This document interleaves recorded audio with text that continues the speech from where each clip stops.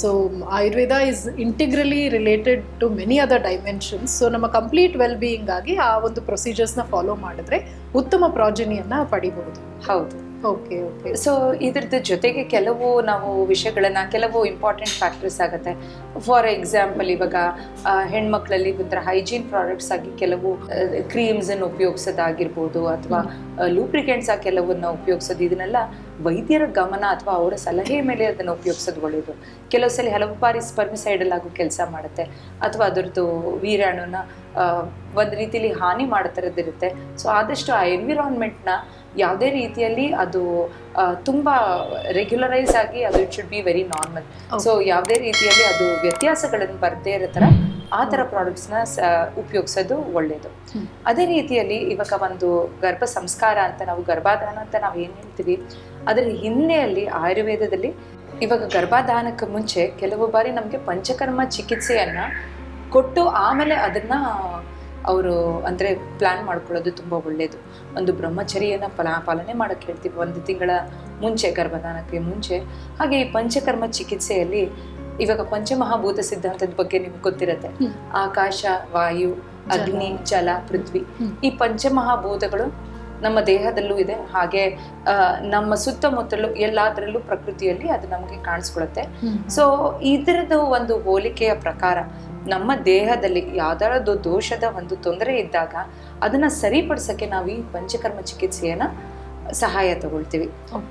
ನಿಮಗೆ ಒಂದು ಎಕ್ಸಾಂಪಲ್ ಒಂದು ಹೇಳಬೇಕು. ಕೆಲವು ಸಲ ಪಾಲಿಸಿಸ್ಟಿಕ್ ಫೀಚರ್ಸ್ ಇದೆ, ಪೀರಿಯಡ್ ಕರೆಕ್ಟಾಗಿ ಬರ್ತಿಲ್ಲ ಅಂಥವರಿಗೆ ನಾವು ಈ ವಮನ ಆಗಲಿ, ವಿರೇಚನ ಅಥವಾ ಬಸ್ತಿ ಚಿಕಿತ್ಸೆಗಳನ್ನು ಕೊಟ್ಟು ಮೊದಲನೇದಾಗಿ ಹಾರ್ಮೋನಿಯಸ್ ಆಗಿ ಮಾಡ್ತೀವಿ. ಅಂದರೆ ದೇಹದಲ್ಲಿ ಯಾವ್ದಾದ್ರು ಇಂಬ್ಯಾಲೆನ್ಸ್ ಇದ್ದಾಗ ಅದನ್ನು ಬ್ಯಾಲೆನ್ಸ್ ಮಾಡಲಿಕ್ಕೆ ಕೆಲವು ಚಿಕಿತ್ಸೆಗಳನ್ನು ಮಾಡ್ತೀವಿ. ಸೊ ಅದರಲ್ಲಿ ಈ ಪಂಚಕರ್ಮ ಚಿಕಿತ್ಸೆ ಬಹಳ ಸಹಾಯ ಮಾಡ್ತಕ್ಕಂಥದ್ದು. ಸೊ ಈ ಪಂಚಕರ್ಮ ಚಿಕಿತ್ಸೆಯಲ್ಲಿ ಮೊದಲನೇದಾಗಿ ಬರ್ತಕ್ಕಂಥದ್ದು ವಮನ. ವಮನ ಅಂದರೆ ವಾಂತಿ ಮೂಲಕ ದೇಹದಲ್ಲಿ ಇರ್ತಕ್ಕಂಥ ಟಾಕ್ಸಿನ್ಸ್ನ ಹೊರಗಡೆ ಹಾಕೋದು, ಕಲ್ಮಶಗಳನ್ನು ಹೊರಗಡೆ ಹಾಕೋದು.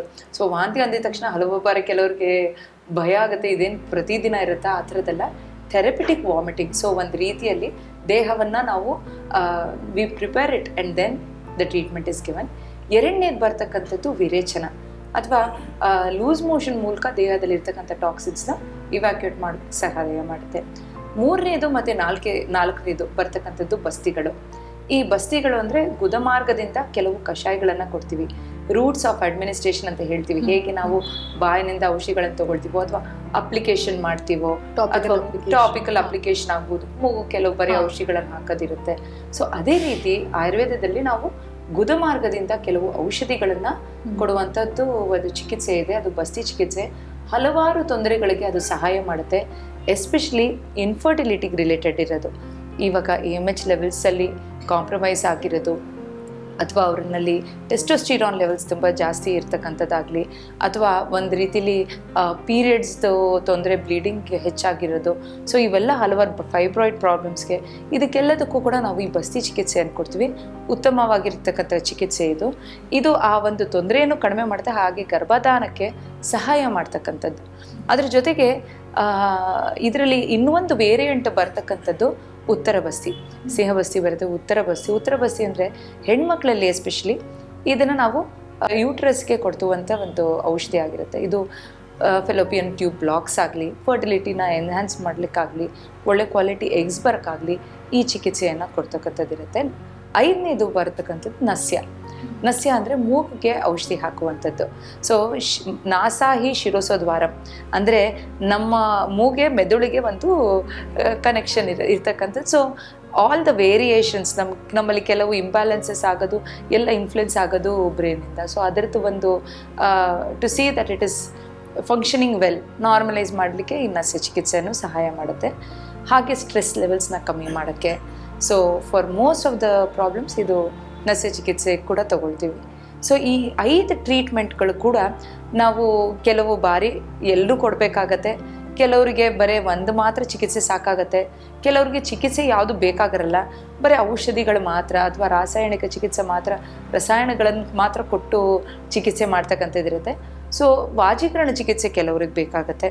ಸೊ ಇದನ್ನೆಲ್ಲ ನೋಡಿಕೊಂಡು ವೈದ್ಯರು ಡಯಾಗ್ನೈಸ್ ಮಾಡಿ ಅದನ್ನು ಹೇಳ್ತಾರೆ. ಸೊ ಈ ಒಂದು ಚಿಕಿತ್ಸೆನ ತಗೊಂಡು then we tell them to plan. ಅಂದ್ರೆ ಆ ಕ್ಷೇತ್ರವನ್ನ ಪ್ರೆಪ್ ಮಾಡ್ಲಿಕ್ಕೆ ಏನೆಲ್ಲ ಪೂರಕವಾಗಿ ಬೇಕೋ ಅವೆಲ್ಲವನ್ನ ನೀವು ನೋಡ್ತಾ ಹೋಗ್ತೀರಾ. So these are the main prerequisites. ನಿಮ್ಮ ಬಳಿ ತಪಾಸಣೆಗೆ ಬಂದಾಗ ಪ್ರೀ ಕನ್ಸೆಪ್ಷನ್ಗೆ ನಿಮಗೆ ಹೆಲ್ಪ್ ಆಗೋ ರೀತಿಯಲ್ಲಿ ಮಾಡಿಕೊಡ್ತೀರಾ. ಓಕೆ, ಈಗ ಕನ್ಸೆಪ್ಷನ್ ಆಸ್ ಅ ಪ್ರಾಸೆಸ್ ಹೇಗೆ, ಇದಕ್ಕೆ ನೀವೇನೆಲ್ಲ ಹೆಲ್ಪ್ ಮಾಡಲಿಕ್ಕೆ ಸಹಾಯವಾಗುವಂತಹ ಕೆಲವಾರು ಟಿಪ್ಸ್ಗಳು ಏನನ್ನ ನೀವು ಹೇಳ್ತೀರಾ? ಒಂದು ಡಿಸಿಪ್ಲಿನ್ ಇರ್ಬೋದು, ರೆಜಿಮೆನ್ ಇರ್ಬೋದು, ಅಥವಾ ಆಹಾರವೇ ಇರ್ಬೋದು.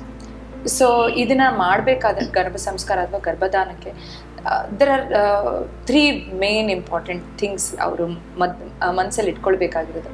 ಮೊದಲನೇದಾಗಿ ಒಂದು just not a physical relationship ಅಂತ ಇರೋದಲ್ಲ, but you know having that mutual love is the second one.